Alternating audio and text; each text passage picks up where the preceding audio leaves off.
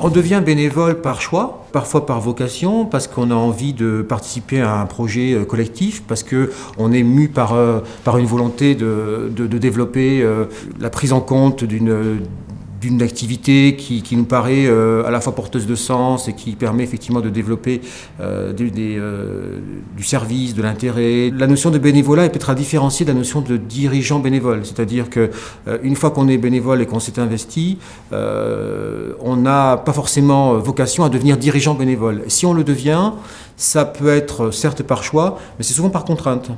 C'est souvent par contrainte et on le voit que, au fur et à mesure que se développe une association, par exemple, dans ses responsabilités, qu'elle soit de nature économique, de nature financière, de nature liée à la gestion des ressources humaines, on s'aperçoit que cette notion de responsabilité prend un cadre plus important. Et là se pose la question de est-ce que moi, bénévole, je peux devenir dirigeant et prendre en considération l'ensemble de ces responsabilités. Les premières motivations qui ont été identifiées sur l'engagement bénévole, c'est sens, utilité, plaisir, c'est-à-dire que effectivement les personnes qui viennent faire du bénévolat, c'est à un moment donné soit pour trouver du sens dans un projet, il y a aussi la question effectivement de l'utilité dans un projet, l'utilité sociale, et puis élément important aussi, trouver du plaisir à passer du temps bénévole. Il est vraiment nécessaire, quoi qu'il arrive, d'avoir présent à l'esprit qu'on est en interaction avec des gens, mais qu'on a besoin aussi sans arrêt de se former. C'est-à-dire que si on n'a pas les compétences nécessaires, il faut les acquérir.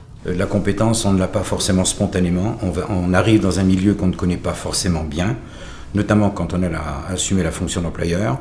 Il faut effectivement qu'on s'arme davantage sur les compétences qui s'acquièrent. Il y a pour cela des outils pour le faire, l'expérience. On est en relation avec des partenaires. Il ne faut pas qu'on passe pour des rigolos.